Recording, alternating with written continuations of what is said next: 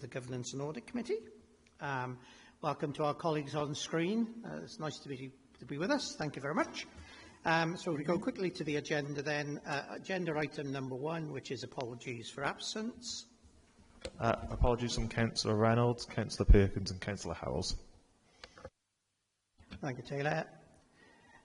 Item 2, declarations of interest.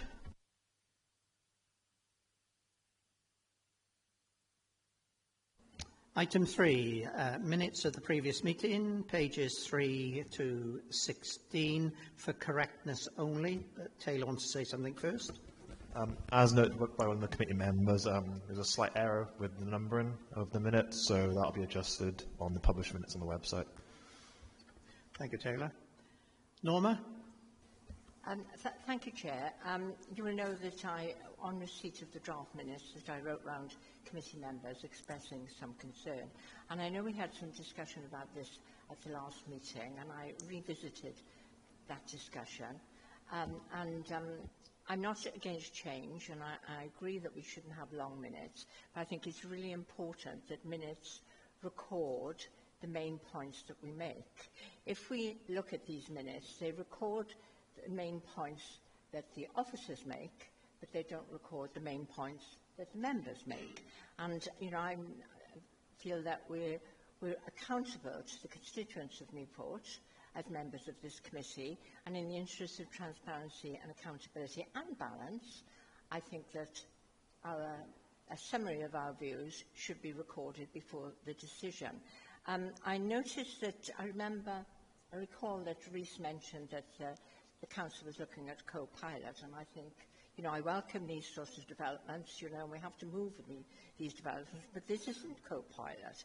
And the frustrating thing is, if you want to read the discussion in relation to an item, you press it, you start at the beginning of the meeting. So you've got to go all the way through the meeting to pick up the item you want to hear about. Well, you know, for members of the public, or even ourselves, that is very frustrating, you know, that you can't see the main points that the committee members have made. And one of the big issues for me, and I certainly would like this noted somewhere, is has this process been equality proofed? Because what if I'm deaf? You know, and you know, what if I don't speak English very well? You know, I can get a translation if it's online, if the minutes are online. But I don't know whether I can get a translation, maybe you can, of a webcast. Anyway, those are my views. I'm not against changing the minutes, but I do think the main points that the committee makes in response to the issues that we discussed should be recorded. Thank you, Norma. Does anyone want to comment on that? Rhys? Yep, thanks. Clearly, the approval or not of the minutes is a matter for committee, so it's up to you to decide what you want to do around that. This is, as we talked last time, this is the direction of travel with the authority, a more efficient, streamlined way of doing minutes. You cannot get a more accurate representation of what was discussed in the meeting than the recording of the meeting. It is accessible.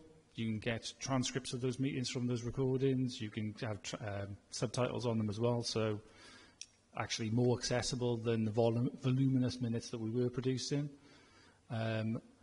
Take the point around the bookmarking within it, and I think that is, I'm looking at Leanne now, that it will be something that will be on future videos, so you'll be able to go straight to the point that you want to record. Not much more really to say about them, Chair, than that. If there are points of accuracy within them, obviously we can change those. It's up to the committee to move and vote them. Obviously, Norma and I have got completely different views of minutes, but I do agree that obviously the points you made are well made.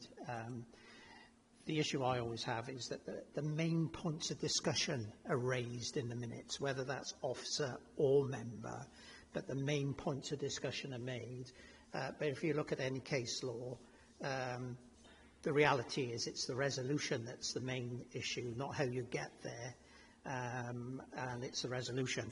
But obviously, if people could just, Leanne, if you could just take on board what Norma has said, I do support that it shouldn't just be the officers. It should be a balance of what's said at the meeting and then the resolution is the most important. So, you know, as I've said previously, how the minutes are drafted for Newport County Borough, or Newport City, sorry, I get slapped over the wrist, I'm sure, is a matter for Newport, but it's just the correctness we need. So if those can be taken on board, and then we move forward and see what comes out next time, Norma, if that's, if content with that, we note the point. Okay, someone prepared to move the correct record? Thank you, Don. Can I have a seconder? Can I have someone to raise their hand? Someone like Jason or Gavin? Oh, thank you, Jason. That's seconded. Anyone against? No, thank you. That's carried. Next item is item 4 of the agenda, which is the audit of adoption allowances. Oh, sorry. Sorry, Chair. We've missed actions arising again. We just need to put that on the agenda, just underneath. Actions arising?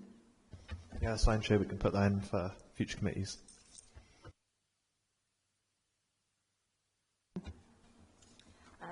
The first item on page 9, and consideration be given to hold in closed session concerning partnership loan arrangements. This is 7 months old. I just wondered what the reason was for the hold-up. This was an action from the 30th of May last year. Yeah, no, happy to respond. I think the action there was about consideration for it. Obviously, these are incredibly sensitive commercial arrangements, and you know we need to be sure about what we're providing. And there are a series of things in place for those arrangements at the moment. So now is not the appropriate time to do any session for the committee on them. They don't affect the audit. They don't affect the bottom line. They are arrangements that are in place, and at some point we can have that conversation. But it's a time-sensitive matter. And I assume it would be a confidential report in any event, so members of the public, etc., would be exempt. Yeah, I mean, that's fine, but I think perhaps if you could put something in it so we understand why it's held up. If you look at it and you think, gosh, that's quite old, what's happened to it? And page 11, I think, in relation to complaints and comments, there's no target date again. Yeah, we've asked for that a couple of times. Yeah, I keep on about target date. Tracy? You know, I'm a bit of a nag.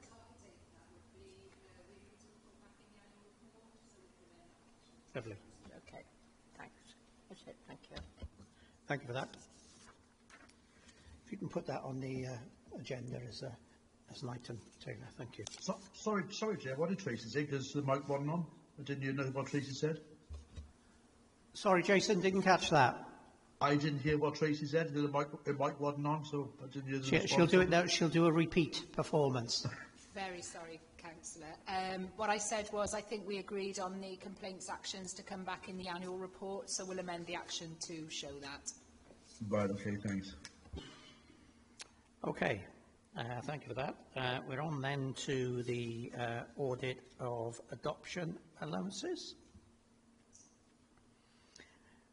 Come on, Rhian. Yeah, you've been waiting all last 10 minutes. Thank you, Jane. Yes, as you'll see, we've had the re-audit of adoption allowances now, and it has produced a reasonable outcome. There are some outstanding things that we still need to complete, but we've got an action plan in place to mitigate those, with the majority of which being completed by April this year. So if there's any questions. No, that's great. And I know that, Dan, this is the one that has been audited, and we've got a reasonable assurance now, I believe. Just to say, we're in a far better position now than we were previously.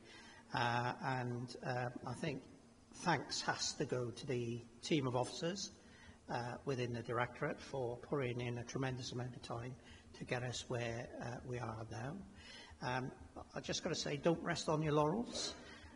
Because the likelihood is that we'll do a secret shopper, I'm sure, or something like that in regards. I'll ask Dan and his team to come in and do a report. But just to say thank you for all your hard work and that of the team. It is greatly appreciated, and I'm sure that the citizens of Newport City will be very appreciative. So thank you for that.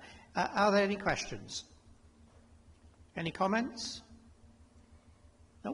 So we just note the... oh, Norma? Just a couple of queries. I think the first weakness, there's talk about the verifier, was it the independent verifier? Is the new process much wider than the independent verifier? Because I wasn't quite clear, because it states there's a new process is to be implemented, and then there's talk about appointment of an independent verifier. So is it both process and independent verifier? So the new process would be to appoint a new independent verifier.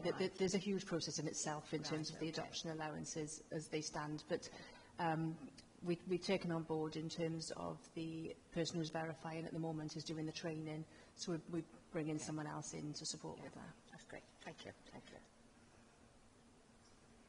Okay, we note the... and thank you, Say, for your contribution. Thank you. If you want to leave the meeting, you can, whenever you want to, when the team disappears, except for the director.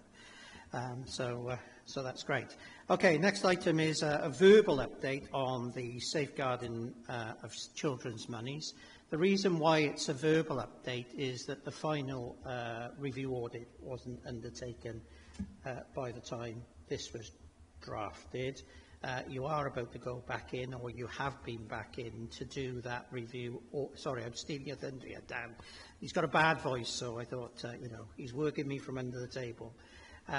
So they are going to go back in and do a review audit. So I just wanted to get a flavour of the update.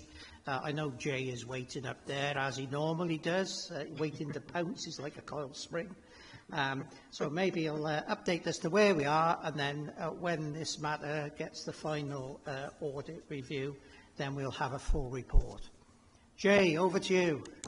Hello, Chair and evening members. Just to apologise for physically not being there. I've had flu for the last few days, and I didn't think it was appropriate to spread my germs to everybody. So respectfully, that's why I'm on Teams. I think the key bit, just to sort of assure members, is obviously we put a number of measures in place.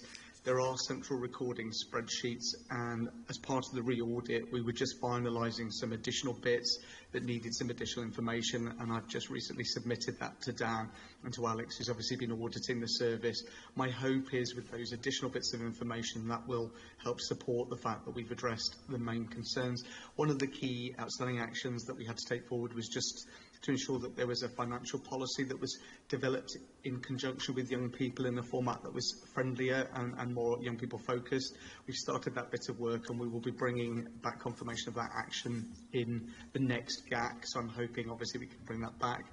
I've just recently submitted the spreadsheet with the remaining information that we were trying to establish, so I'm hoping if Dan's in agreement, I can hand it over to him to sort of let you know from his perspective where he feels things are up to. Sure, thank you, Jay. So yeah, just to agree with what Jay has said there, really. On the timing of the review, we are just about to write our report. We've just completed the work. Things have progressed, and there will be a reasonable opinion provided against it. It was just at the time of writing this, we had a few final things to do. Happy to take any questions, otherwise I will just pause my voice there. Thank you. Before I ask for questions again, just to say, Jay, thank you and the team again for the tremendous amount of hard work that has been undertaken to get us to where we are now. You're not off the hook just yet. Obviously, we'll wait for the final audit, but again, from where we were to where we are now, we're in a different place. So if you could thank you and the team for the work to date. Still a bit more to be done. And as I said, you may have a secret shopper at some stage, so bear that in mind. Okay, any questions, anyone? Any comments? No, it's okay. We'll move that we note the report. Someone move, please. Thank you, Dawn. Can I have a seconder? Thank you, Norma. Anyone against? No, thank you. Next item is the Audit Wales review of corporate safeguarding. Thank you, Chair. So I'm just going to take members through to the recommendation tracker update document, which was encompassed in the last committee meeting documents, but the committee wanted to be further reassured about progress that was made in relation to this. So you'll see in the recommendation, and this is very dynamic because even since this is written, there's been more positive progress, I'm pleased to say, in relation to these recommendations being taken forward. So you'll see under the safer recruitment recommendation, there's 2 actions there. In relation to the first action, the recommendation, is around the safer recruitment training. That module has been developed by our organisational development team. It's been agreed by the corporate management team that that is mandatory for all staff. That message has been relayed to staff at a recent managers network meeting. The first corporate safeguarding board took place earlier this week with good representation from heads of service across the council, so that board will now take responsibility for monitoring the uptake of that mandatory training for all staff who are undertaking recruitment across the council. In relation to the second recommendation, second part of recommendation 1, referred to the policies and that to make sure that they were referenced one another. That's been complete. Under recommendation 2 in relation to training, so there were 2 aspects in relation to this. So it was the progress for mandatory training, safeguarding training being undertaken by all staff across the council, not just staff but members and volunteers. And the second part of recommendation 2 was about the uptake of the VAUDA SV training. So there's some detail on the progress column there about where we are in relation to that. I can say that particularly in relation to the member training, there's been a really big push on that with 2 online sessions for members during January, and I think we've got now 82% of members that have undertaken that training, and there'll obviously be a mop-up session. That's for the basic training, safeguarding training, and we're going to apply the same model to the VAUDA SV training because that seemed to work, particularly for our members. And again, they're monitoring information around the uptake of both the basic safeguarding and VAUDA will be monitored by the safeguarding board going forward. The dates for those boards are in the diary. They're meeting on a quarterly basis. In relation to recommendation 3 around the corporate safeguarding, the reporting on corporate safeguarding into the council, the first draft of the new reporting template was discussed at the board earlier this week. There's still some amendments to make that more robust than it was. So there's work continuing in relation to that, and that new reporting format will be in place from the new financial year. So we're going to continue with the existing because it's not correct process. Otherwise we'd be comparing apples with pears. So that will be in place and signed off, ready for the beginning of April. And then in the final recommendation there around contract management, you see that there's been good progress there about the way that we've encompassed the safeguarding in our commissioning process and also our gateway process where contracts are awarded, and we plan to do a dip sample into that process, so we're checking whether it's been followed, and again that will be monitored via the new corporate safeguarding board. And just to finish off, Chair, these are just 4 recommendations that Audit Wales have picked up, but clearly the safeguarding agenda goes way beyond this. So the terms of reference for the new Newport Safeguarding Board is much broader than this. So I just wanted to give that reassurance to committee as well. Thank you for that, and thank you for that reassurance. And again, it's pleasing to note that not only are you the issue regarding our colleagues in Audit Wales provide some recommendations which obviously are key to the audit they've carried out, and it's important that we address those. We're not addressing them for Audit Wales, we're addressing them for the citizens of the County Borough of Newport. So that's what we need to remember. And as you quite rightly say, if we can put additional safeguards in place and processes in place, which makes the process even stronger, then we should celebrate that. And I would hope that if Wales come back in and have a little look, then maybe it is an area of good practice that you know could be spounded out throughout Wales, because everyone looks for good practice, even though there's not a lot out there now and again. And I think that's very useful. So again, thanks to you and your team for getting us to where we are at. There's still some journey to go, and then apart from the implementation on some of it from the 1st of April, it's that constant monitoring, that review, you know, tweaking just in case things are working or not working, and I think that's key to this. Any questions? Norma. Thank you, Chair. I think this is really good. It's a good explanation of what's been done, and it gives us a good understanding of the journey that's been taken. One of the questions I had was in relation to R4 on contract management. It's a suggestion that you should be talking to Paris County Council, and I think you undertook to do that. And I wondered whether any of those conversations had took place and what the outcome has been. Yes, thank you. Yeah, those conversations have taken place, and they forwarded their Audit Wales report, and we'll be taking that further forward within the safeguarding board.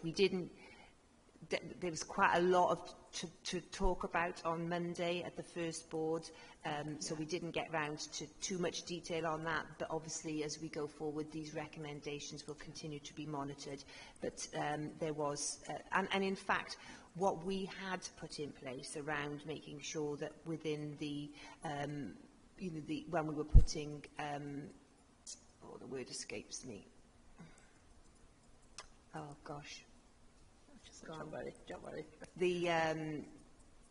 When we're commissioning, when we're undertaking that, some of those things that Powys had done, our commissioning team, along with our head of safeguarding, had already thought about.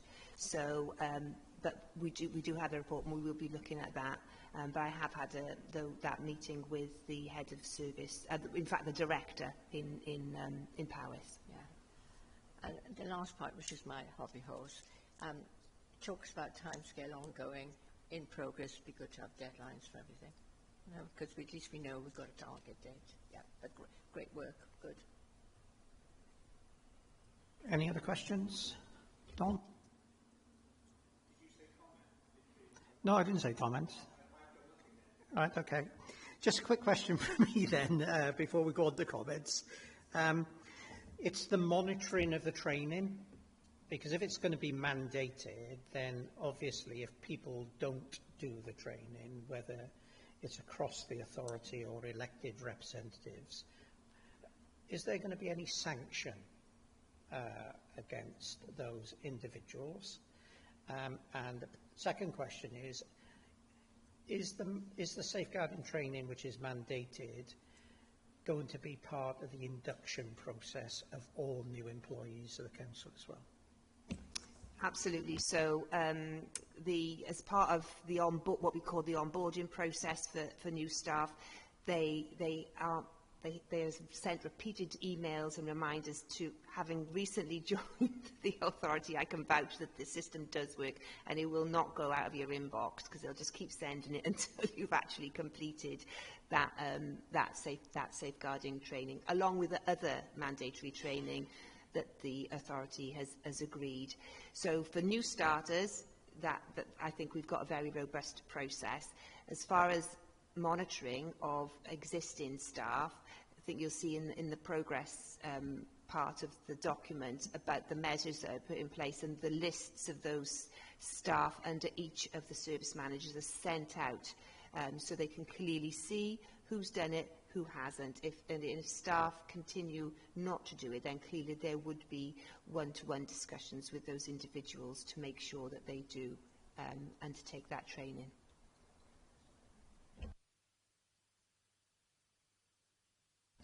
Sorry, Chair, I didn't want to interrupt you. I just wanted to reinforce, and it's really a corporate approach. We've got Kevin Howells here, who's the HR manager, who's supporting Tanya with this.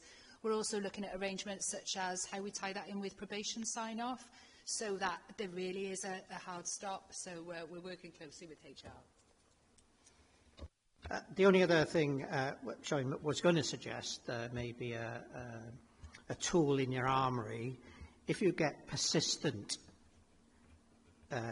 non-takers up of the mandatory training, whether that's officers or members, then maybe someone can report them to the Governance and Audit Committee, because again, our role is assurance to make sure you're compliant, and I am told on occasions that people don't like coming to Governance and Audit Committee, not only this authority, but any other one I chair. So, it's really important, safeguarding. What anyone says, you can underplay it, you can, but it's, you know, it's an important piece of legislation and such like for the staff. So, thanks for that. Okay, if there is no other questions, I know Don's waiting to make a comment. Don. Yeah, the comment I was going to make is that often in your report you're referring to percentages. What would help me is if you had physical numbers attached to those percentage, because when you say 33%, does that mean 10 or does that mean 3,000? And it just would help us, I think, put stuff in context. So that would be my comment. The other comment would be echo what you just said, Gareth, in terms of one of my bugbears is to make sure members adhere and set a good example. So in some ways, if members aren't doing this training, I think as a committee we would love to know about that. So maybe they could just explain to us why they don't think it's necessary. Any other comments? No? You see the recommendations in the report. Someone prepared to move? Thank you, Don. Seconded? Thank you, Jason. Anyone against? No. Item 7 is the Audit Wales Regulatory Bodies Published Reports, July 2024 to December 2024. Paul. Thank you, Chair. Thank you very much. For the committee, this report is a summary and an overview of all of the regulatory activity that's been undertaken between July and December 2024. It's a lengthy report, and we'll note that.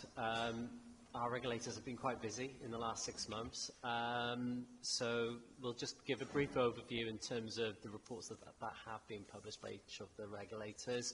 And then included in the report is the update in terms of the recommendations that have been raised and the progress that's been made against those recommendations. So starting off with Audit Wales, they have published 7 national reports and 1 local report, which is the Financial Sustainability Report.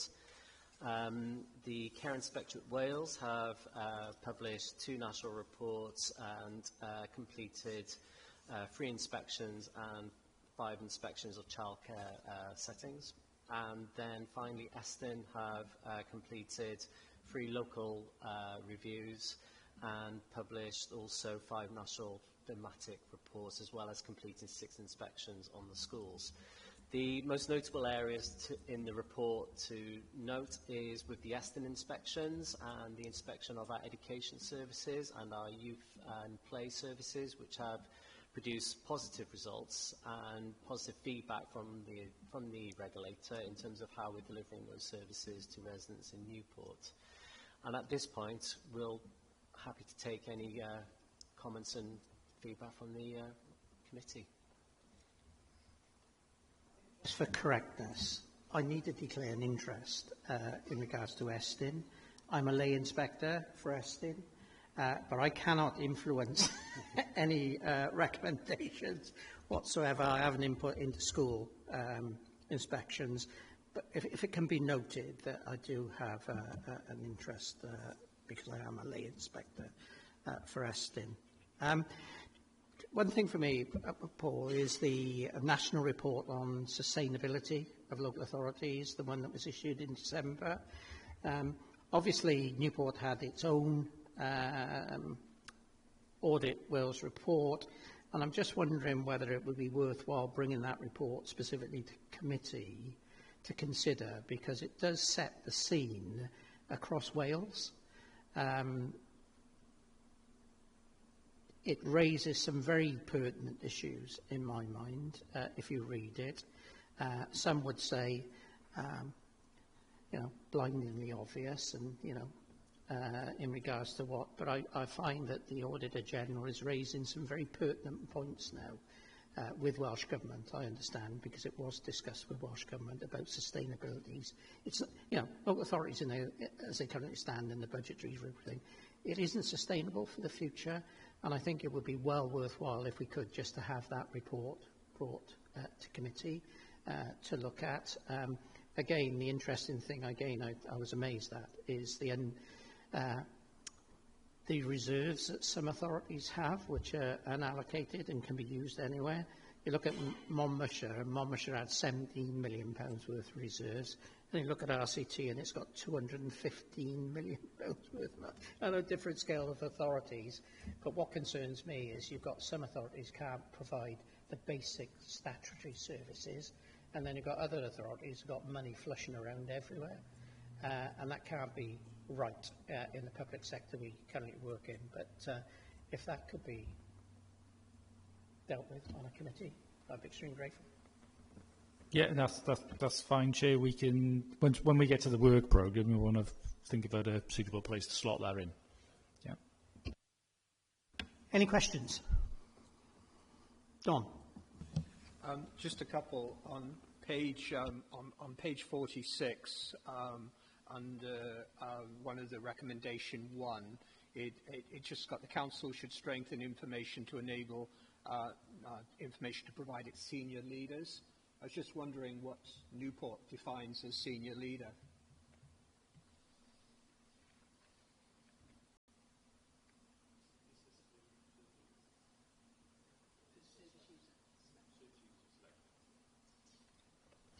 Sorry, this is my favourite Audit Wales report. So for us, that would be obviously the decision makers within the organisation, either political or officer. So cabinet, CMT, so that would be heads of service, directors, chief executive, and cabinet. So this is about the information regarding, we get a lot of performance data. The flip side of that is, what do people think, sort of the conversations we're having about complaints, etc., etc. How do we feed that information into those discussions around service performance? Okay. Yep. Okay. I've got it's further on recommendation 2. It's to enable stakeholders to access potential site council. This is on the sustainable development thing. Again, it's the same sort of question. Who are the stakeholders?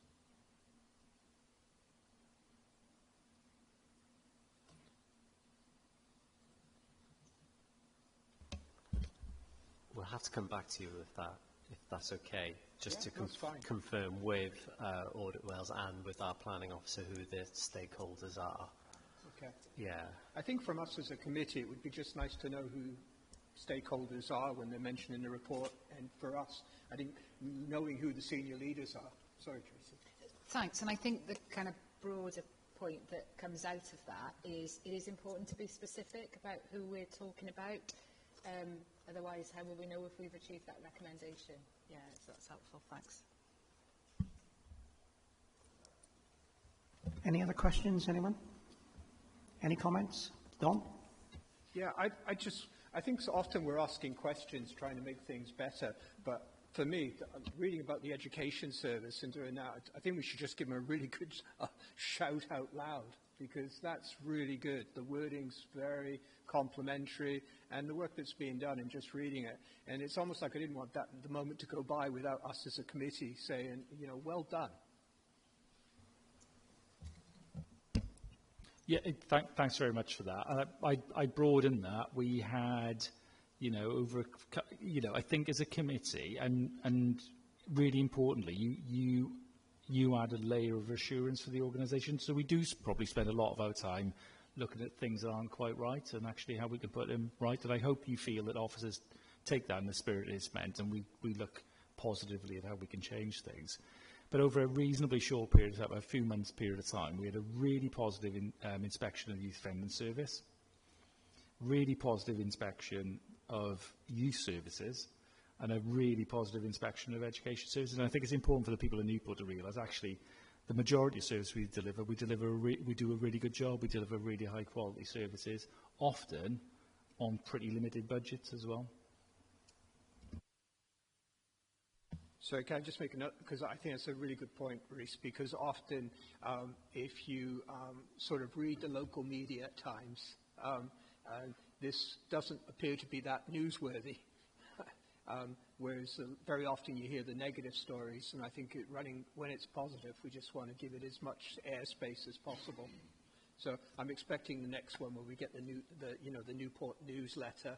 There'll be a picture of Dimitri and Deb Davis saying how great the report is, because I think it should. Any other comments? I'd just like to endorse what Don said. I was in another committee this morning and we were dealing with complaints, as we do. But compliments came up, and the council gets very little compliments on occasions. And I think sometimes the council's its own worst enemy. It doesn't celebrate success enough. It actually doesn't get out there into the wilderness and say to the citizens, look what we're doing under very difficult circumstances. You kick us when we're down. But actually, there are some really good things being done. The point you made, Reece, there are some really good things. And I think I'd just like to endorse what Donna said. If we could get something in the South Wales Argus or Western Mail or wherever it may be, or even in Newport's local council newspaper, that's important. The other thing I'd like to be done, if we could get a letter sent from this committee, not only to the directors responsible, but to the staff. I know it's the leadership at the top gets the plaudits on occasion, but it's the ants and the foot soldiers down below who do most of the hard graft. And if we could just say thank you to the team, including the director, but all his staff, and wherever Yoss sits, or the youth, I don't know where they all sit, under education or social services, wherever they sit in different places. Just to say thank you very much for what you've done, and it's a great achievement, and you should take a tap on the back. Any other comments? No? See the recommendation? Someone prepared to move, please? Thank you, Dawn. Can I have a seconder? Thank you, Jason. Anyone against? No. Thank you very much. Next item is the internal audit progress against audit plan 24-25. Dan, you're going to have a go at your voice? Yeah, it might be the abbreviated version, but we'll go. Thank you. I guess one of the most important things on here is the fact that a permanent successor to my role, which has been an interim basis, has now been appointed. That is Amy Probert, who sat next to me. She said hello to most of the people in the room, but I'm sure she'll say hello over the coming dates as well. That means that my interim period is now coming to an end. We're currently doing a handover period over the next kind of 3 or 4 weeks. But from this point on, Amy will be the face to everybody. As part of the wider picture there, the team are currently going through staff consultation with the intention of joining the SWAP partnership from the 1st of April. That's who both myself and Amy are employed by substantively. We're currently working through the 2P process there. Over to plan delivery. As you'll see from the report, a large number of reviews were undertaken within the quarter, and pleased to say that all of the opinions that came out of them were positive. We're as good as back on track in terms of delivery of the plan, and I'm happy in terms of where we'll be at the end of the year on that as well. As I've just mentioned, there weren't any adverse opinions during that quarter. The other thing in the report to note is around counter-fraud.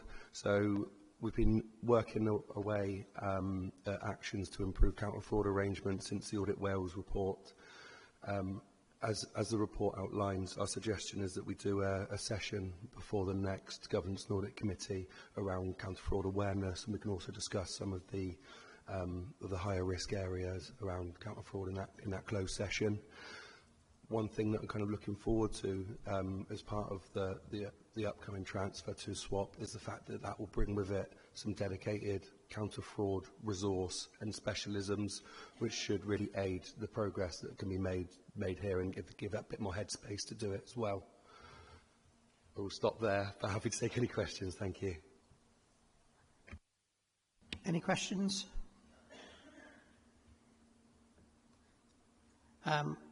Question or a comment, Don? Oh, go on. I do listen to what you say sometimes.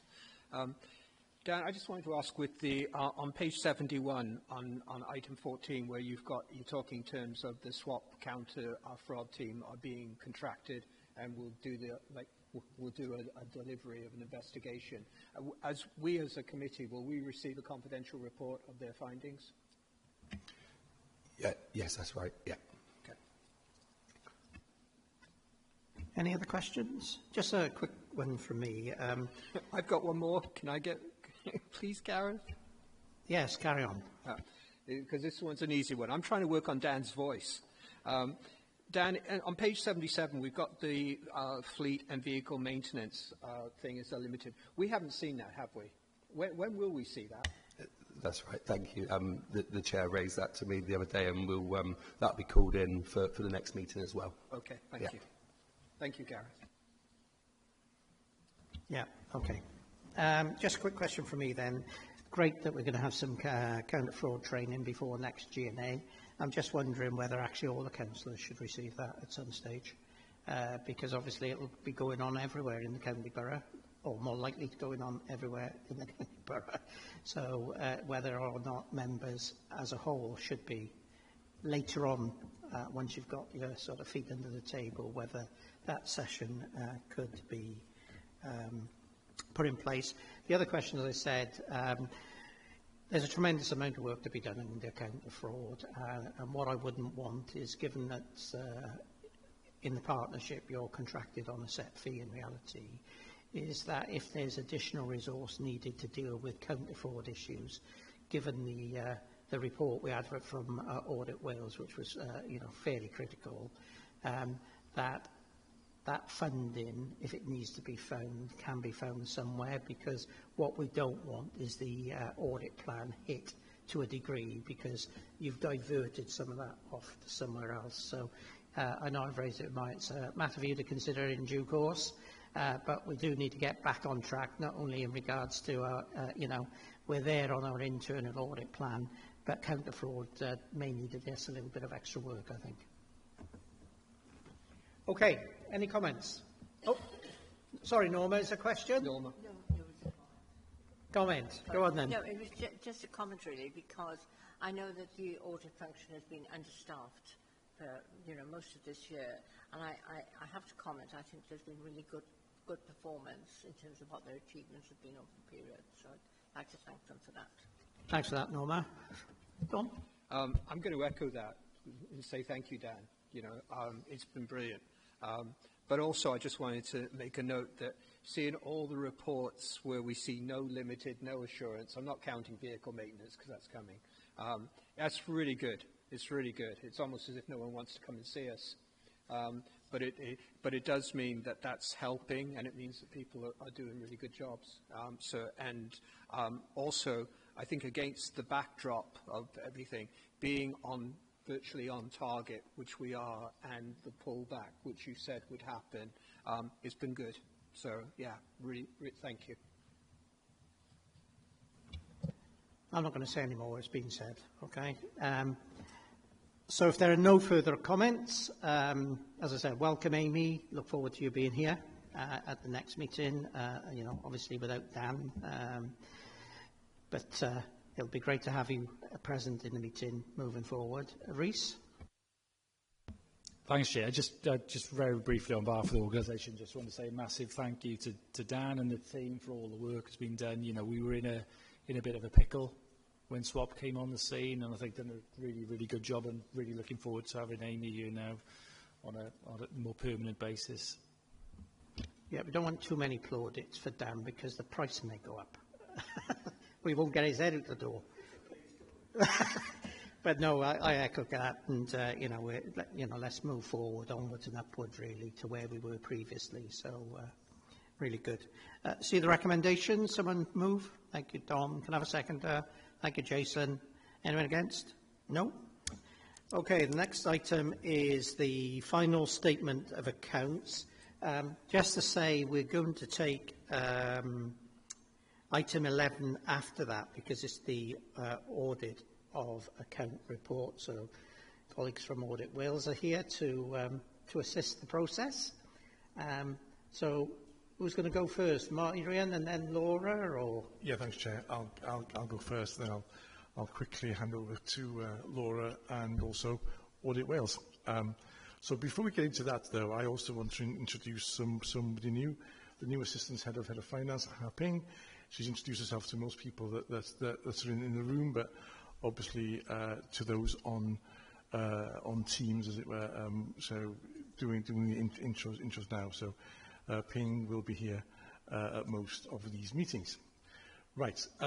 So we've got the accounts here in front of us. We've also got the auditor's end-of-year audit report, the ISA 260. The recommendation of the report is for the committee to authorise myself and the chair to sign the accounts. We understand that the Audit Wales are ready to sign off tomorrow morning, so ink at the ready. We've said this before.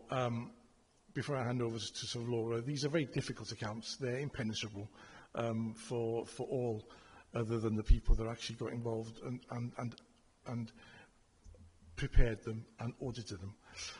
So my only advice to the committee is that we trust the process and fundamentally we trust the audit.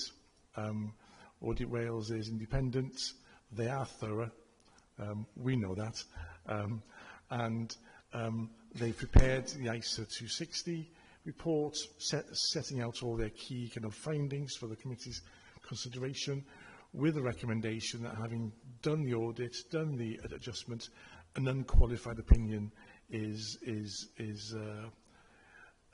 recommended. And I think that is the committee's major confidence in actually allowing the chair and I to authorise us to sign the accounts, because clearly the devil is in the detail, and the detail here is immense. So therefore, that's all we can do, and that is what I kind of recommend to you. Obviously, we are late this year. We are never this late, and that's been a bit of a disappointment for us all. It does have a knock-on effect, because we're very busy at this time of the year as well, or Laura in particular. So maybe Laura can explain what's caused the delays and a couple of matters within the accounts there. Thank you. So yes, just to reiterate then that the statement of accounts that have been presented to Audit and Governance Committees is the final 23-24 accounts. We'll be asking you to sign that off as the Chair and Myrian as the Section 151 Officer. They are intended to be read in conjunction with the Audit Wales report, so I'll hand over to the Audit Manager to go through the main highlights of those in a minute. But the main thing to say about the statement of accounts is that it's an unqualified audit opinion is being issued, but the accounts were due to come to November committee, but due to a specific issue regarding Newport transport bus accounts, which are consolidated as part of our group, that was unable to happen. So at the time they were still ongoing their audit, and there were some outstanding audit queries which were not able to be resolved until after the November Governance and Audit Committee. Their audit has now been complete and their accounts have been filed with Company House. That was in relation to a very specific issue, and we do not believe that will be an issue going forward, so this time issue should not be a problem for next financial year accounts either. So yeah, again, just to reiterate what Myriam said, we'll be asking the committee to give yourself authorisation to sign the accounts. I'll hand over to Helen now, if that's okay, but also happy to take any questions either now or after Helen's update. Okay, thanks all and good evening. So I'm here today with my colleague Catherine Watts, who led the audit on the ground, so to speak, so hopefully between us we'll be able to answer any questions the committee might have. So today we're going to present the annual audit of accounts report for the 23-24 statements of accounts and the group. We'll take it as you've read the report, but just wanted to highlight a few key things. So, as Marion and Laura have alluded to, it's really positive that, subject to your approval today, we're going to recommend the Auditor General signs the account tomorrow with an unqualified opinion. But before you make your decision, we just have a few matters to report to you. But firstly, just wanted to thank the officers for their patience this year and their professionalism whilst dealing with our team. It has been a slightly protracted audit, so thank you very much to them. We do undertake the audit using a concept of materiality, so that's a reminder really that we need to identify and correct material misstatements. So materiality was set at just around £6 million for this year, and we report to you anything in our report over our trivial level, which was set at £303,000. Okay, so just two matters just to briefly discuss with you. So the first is our uncorrected misstatements. We can see that on page 10 of our report. This was arisen due to the draft city deal accounts not being available at the time that the Newport council accounts were drafted, so estimated figures were imported into the account. On receipt of the draft CCRCD accounts, we did do a comparison and there wasn't a material difference, so the figures that remain within the accounts to do today are the estimated figures, and that's okay. On page 11, we just make a note that there's a technical accounting calculation with regards to the pension liability. This is in regards to the asset ceiling adjustment. Post the draft accounts, an additional liability of £67 million was therefore recognised within the financial statements with regards to that pension liability. That's included in the accounts before you to certify today.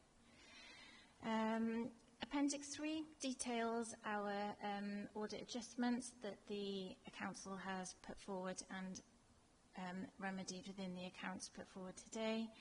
We also have made 4 recommendations within Appendix 4 of the report. Happy to discuss those with you if you require. That's all I was going to say. I'm so happy to take any questions. Thank you, Helen. Obviously, before I invite questions, we're in a very good place. We've got an unqualified set of accounts, which is a really good place to be in. Secondly, as Myron said, we've got independent auditors that have looked at these, and Audit Wales have done that. And I know that they've got a big public liability insurance, so that's really good to always be backed up in regards to these matters. But just to say, not only thank the officer team of the council for getting us to this place, but also your team in Audit Wales, because, you know, it takes a lot of work to work together to deliver these. I'm not saying we influence you or the council influence you anyway, but it is nice to get people working together, you know, sharing what the issues are, and then working to work those out by the officer team to your satisfaction in regards to the audit. So if you could convey my thanks to your team in Audit Wales as well as the council's audit, council's accounts team as well. Okay, questions? No squabbling, you two. Go first. I've got a question for Helen. It's on page 6 of your report, on page 310 on ours, where you've got significant issues, and we have identified one significant issue, and I'm just wondering whether you've stretched the asset ceiling calculation beyond what it should be. Okay, so the asset ceiling... Because you have 3 S's. Sorry? I think you have a spelling mistake. Oh, right, okay. Thanks for pointing that one out. I couldn't let it go. That is a spelling mistake, because I'm not an accountant, so that's not a new word on me, is it? No. Okay. Thank you. Norma. Thank you, Chair. Yes, as Marion said, we can't get into the detail of this. There's a lot of work that goes into it. And I did find the narrative really helpful, actually, because I did try and understand it all, and I thought the narrative really gives you a good idea of what the accounts are all about. The only question I have in relation to the accounts are, what were the reasons for the 30% underspend with prevention and inclusion? I just wondered, because that was quite a big, it was a noticeable underspend. I don't know whether you're able to answer that. And if I just on Audit Wales, on their recommendations, I was just wondering, I mean, they're all high priority, and I'd like to see them done before the deadline, because there's quite a time for them to be implemented. But will this committee get assurance that they will have been implemented? So those are my two questions. We will have to confirm to you why pensions and inclusions underspent. I personally can't remember, but I'm looking around at colleagues who maybe could. I mean, this is a financial year ago now at this stage, but we will try and get you an answer, and we will feed that back. Yeah. Yeah. I mean, that's fine, but it just stood out for me when I was going through it. It looked such a big underspend compared to others.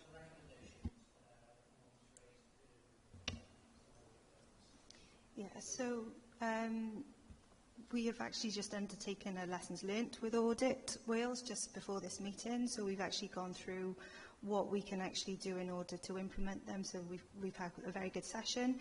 We'll be bringing a lessons learnt report to Audit Committee as well, I believe in March, and we'll be putting dates on that as well for when they're going to be implemented. I would say that one of the recommendations there was just down to resource pressures, and hopefully with the new Assistant Head of Finance coming in, that should hopefully resolve by itself in any case. So. No pressure? No pressure. Any other questions? Any comments? Yeah, just a quick comment, Laura. I found the narrative and everything, reading it through probably for the second or third time, really interesting. It's better than the novel I'm reading, actually. But one of the things I noticed that I just wanted to make a comment on it. On page 96 of our pack, you've got a bit where it talks in terms of the low ranking coupled with the proportion of properties in the lower bandings continues to present challenges to the authority. I just wondered going forward whether that would be really good as a graft because I think it's such an important point that because it's got a direct impact on revenue, and I'm just wondering whether public that would be good for them to be able to see, because I think it's so significant, but I think it could get lost in the wording. That's just a comment for you to consider. No, don't say anything yet. Don't say anything yet, Laura. Because the other thing I wanted to say, I think you and the team have done an absolutely brilliant job. Okay, because I know the pressure, and it seems like the workload is going up, and the team seems to be going the other way, in terms of numbers. So really wanted to thank you for that and to be able to deliver it. And with the backdrop with some of the delays, I know how much problem that causes when there's a bit of slippage. It's because it's got significant impact on your workload going forward. So thank you. And from me, I'd like to, as a committee, if we could thank Laura and the team for the job they do. Any other comments? No? I think obviously next year we're a month back as well, so no pressure again. You just come in at the right time, so no real pressure again. But I think what lets this down, and again, it's not just this authority, it's the 9 other authorities in Wales that, the Cardiff Capital Region accounts, to be signed off a year after. I think they're nearly a year after, aren't they? I think they just submitted last year's for sign-off. I don't know what the CJC is going to do now in regards to its accounting mechanism, and I'm sure that may affect your accounts to some degree.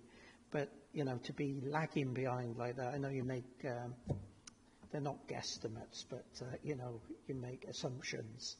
to put in the accounts, it's, you know, it just gets a bit frustrating, clearly, not only for the team here, for Audit Wales as well, you know, that you're working with one hand tied behind your back, but hopefully that can be speeded up, I would hope, going forward.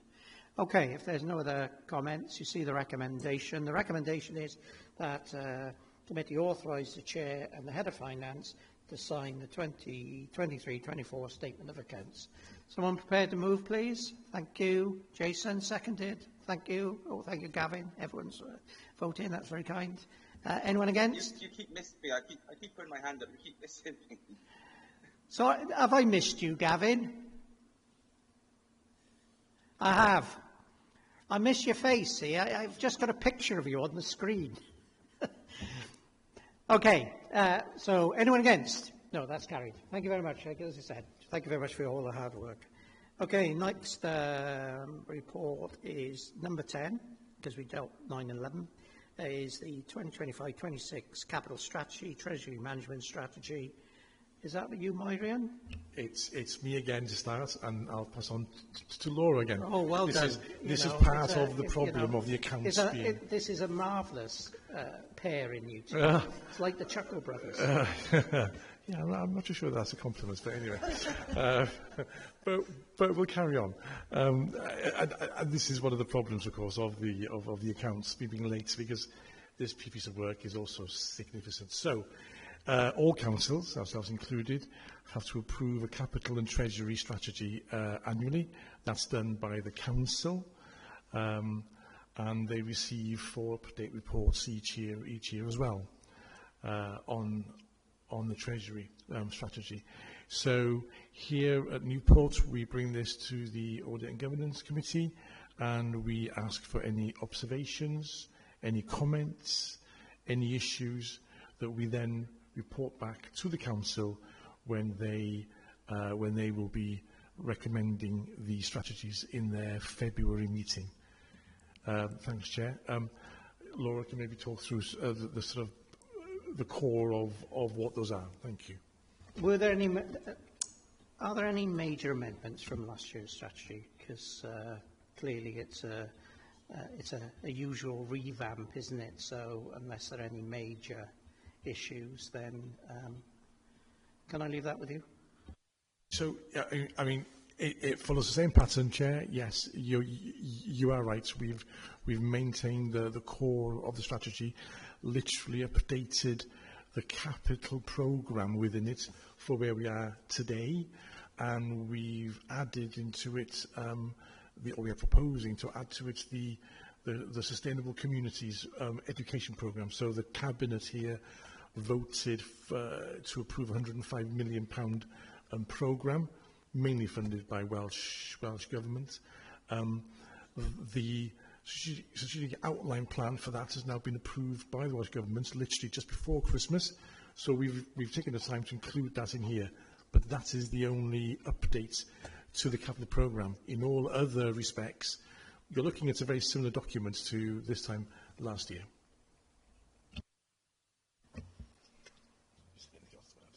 There's probably not a lot else to add, actually, apart from saying that the assumptions that we use as part of the workings behind this document have been updated as per the last monitoring report that went to November. So we have a look at the expected use of capital, of the capital programme in terms of slippage. We update that for any expected underspend on the revenue side, and we also look at the expected use of reserve, all of which then will have an impact on what the council expects to borrow. And then, as Myrian said, what we've done with those assumptions then, as well as that, is added in the expected Sustainable Communities for Learning, the rolling programme, as we call it, within the capital programme, at the profile that's been agreed as part of the SOP. So that's the best that we've been able to based on the information that we've got to date.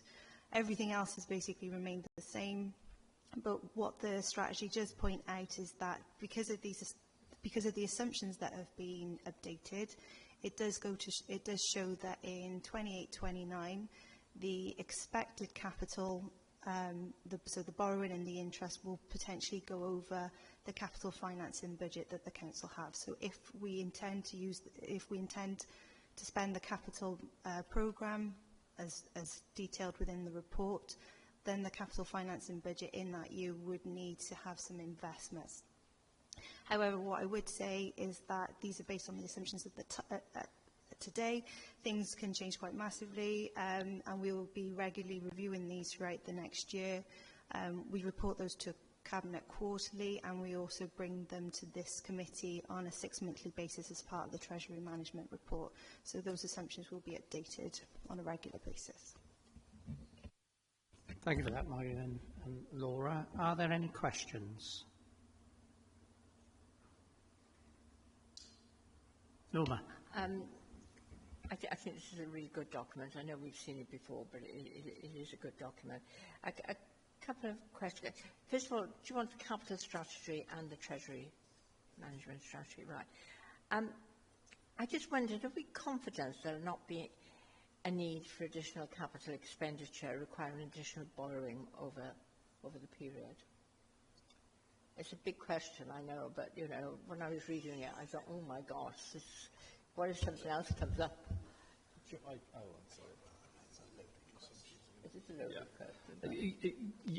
a load whenever we do this, obviously it's based on a series of assumptions that you have at that time. So there are zero guarantees. We could have you could have an emergency situation where we have to do something which will require a significant capital expenditure, outside of the scope of this. So there's no guarantees for that.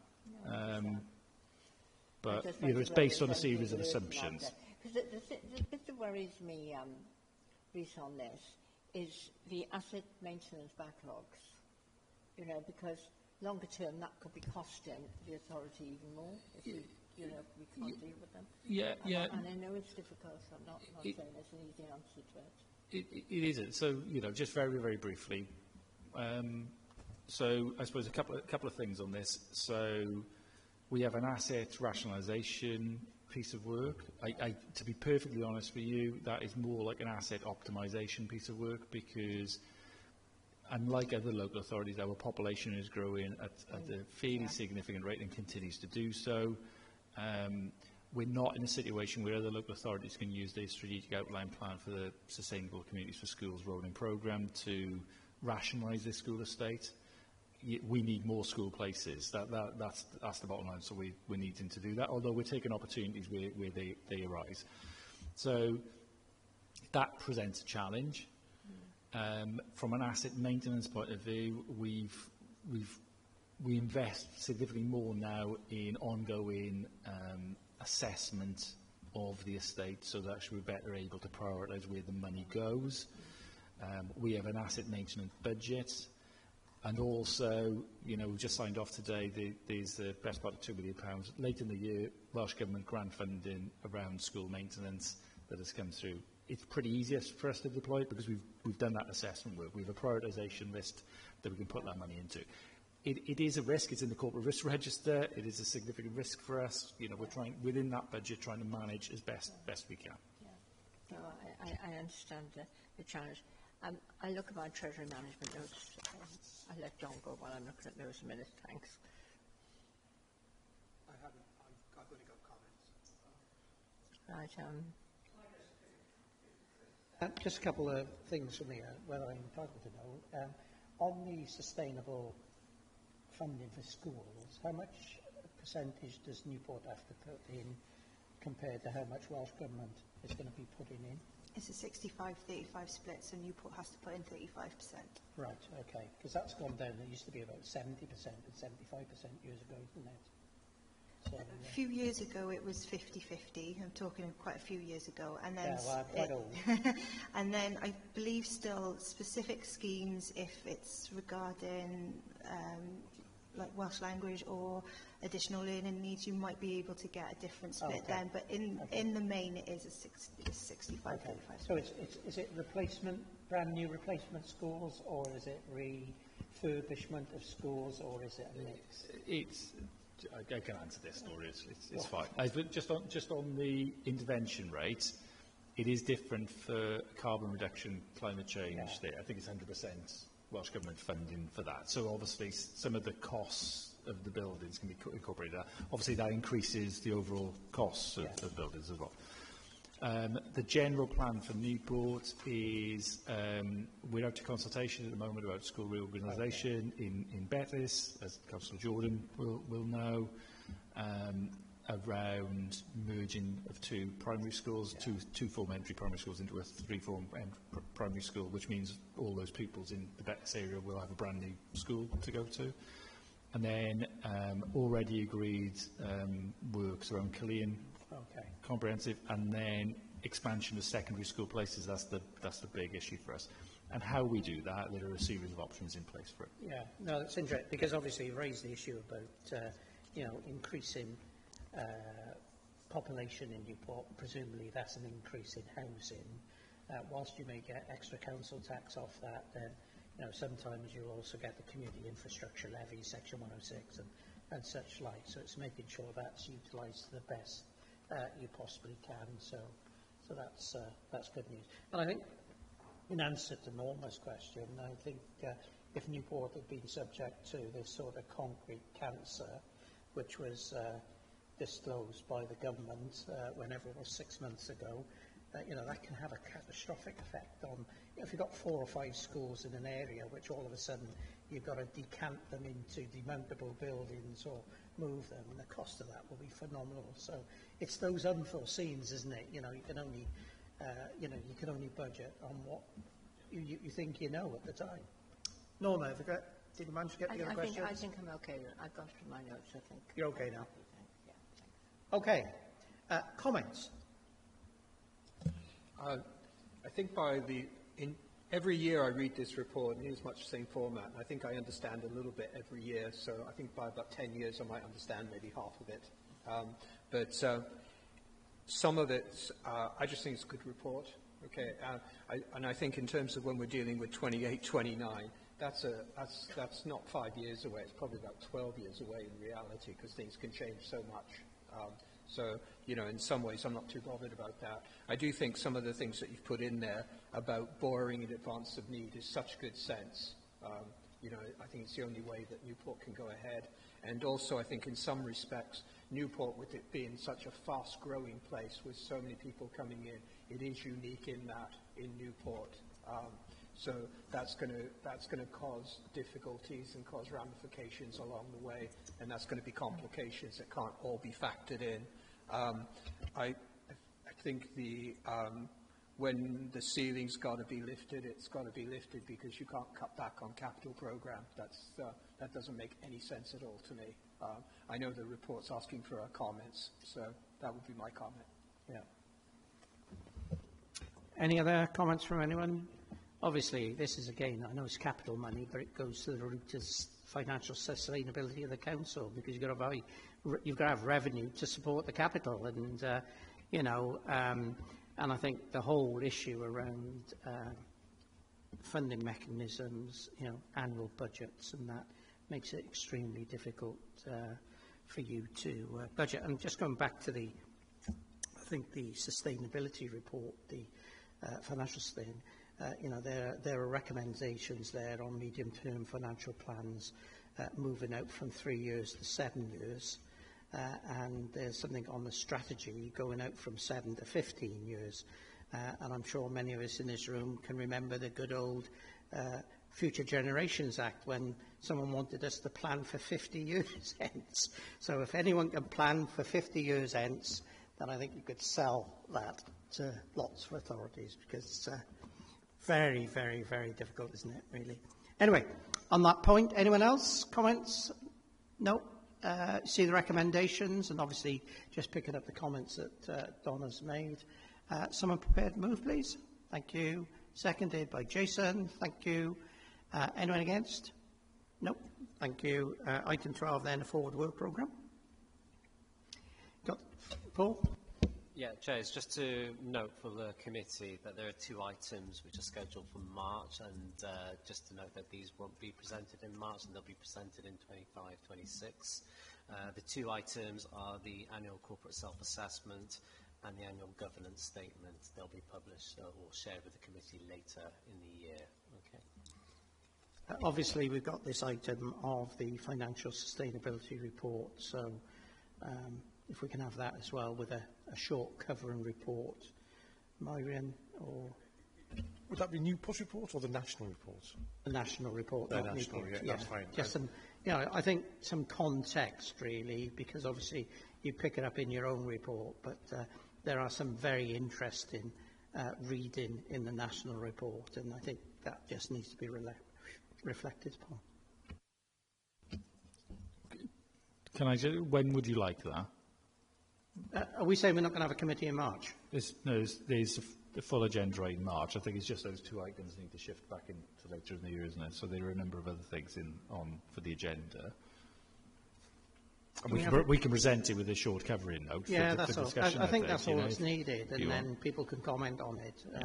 But it certainly is. If people haven't read it, it's worth looking at. Is that okay?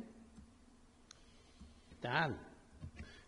Yeah, and one item to go the other way is that the audit plan for 25-26 will be March and not May. Does that overpopulate that agenda? No. Okay. I have the assurance from Rhys that it won't. He doesn't have a public liability insurance, though. Chair, what I can do is next week I can send a draft with all the additions to the work programme, and then if you're happy with the March layout, then obviously you can go forward. If not, we can move some items. Thanks, David. So without taking us back to the internal audit plan update, there was a comment about calling for the around passenger transport, I think, was it? Or it wasn't? Yeah. I think it's very difficult to call in something we don't know anything about. Yeah. So I think if we get the report from Dan or Amy in regards to, I think it's a limited assurance, isn't it? And then members can see what those issues were, and then presumably we can call them in is it June? Yeah, just wanted to clarify that. Yeah, no, I don't, you know, we're not calling people in, we don't know what we're calling them in for. Okay. Everyone happy with that? Someone prepared to move then, that subject to those slight amendments, that will be the forward work programme and the committee for March. Someone prepared to move, please? Oh, Jason, thank you. Seconder? Thank you, Don. Anyone against? No. And that's it. Date of next meeting is the 27th of March. Can I thank everyone for their participation this evening? Thank you for turning up. It's always great to see people in the chamber. I know some people have to stay at home and they've got other commitments, but it's always great to see people. And the only one thing I was going to mention is that my understanding is on some of the committees and scrutiny committees that there's a pre-meeting before the committee. So I'm just wondering whether people would find that worthwhile, both the independent members and the elected members, just maybe to discuss things before we come in, which may, you know, there may be nothing to discuss, or there may be some really fundamental issues to discuss. Chair, I've used pre-meetings before in the board context, and there are two views on it, aren't there? And I think we need to be very careful that we don't preempt the discussion in the actual committee. I've got an open mind on it. It'd be very interesting to have councillors' views on. Yeah, it's not with the officers, though, Norma. It will not be with the officers. No, I wouldn't expect it to be. No, yeah. I wouldn't expect it to be. Yeah. No. Yeah, my comment would be, I think sometimes as a committee it's good to be refreshing ourselves with the different aspects of training and doing that. And my concern would be that would be a trade-off. And from a personal point of view, I'd rather have the training. Right, you know? okay. And I'd rather be reviewing the different things on a more regular basis. Okay. So that, because often when we do the training before the meeting, it's like from 4 o'clock or whatever. Yeah, that's good. And then that would impede it. So from that thing, I would probably not be all that keen. But there we okay. go. Okay. Any views from the two councillors we have here? Yeah, we have there's quite a few that we have pre-meetings for, and I was in one yesterday, which is the pre-meeting for the PCC meeting, which because there's councillors from different areas, that one kind of works. But I think what I found with pre-meetings for any of our Newport City Council meetings is that more than anything else, I think it just tends to be a way for the chair to try and understand some of the questions that are going to come forward. I don't believe in any of the meetings I've been in it's been significantly required.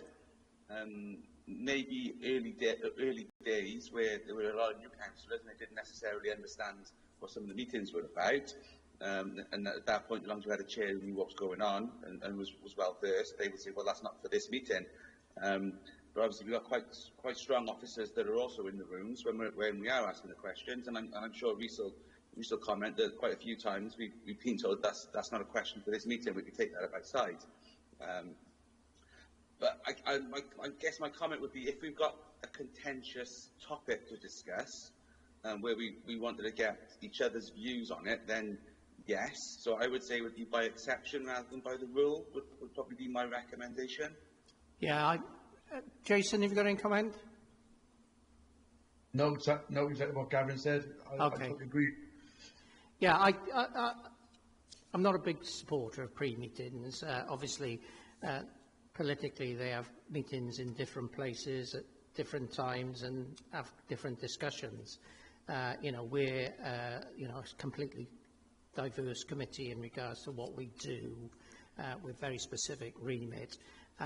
I'm happy to take on board the suggestion of Gavin is that we do it by exception rather than the norm. So if there are any real big thorny issues that are coming up, we will deal with it then. So for the time being, the answer is no. Okay, can I just say the meeting is now closed, and thank everyone.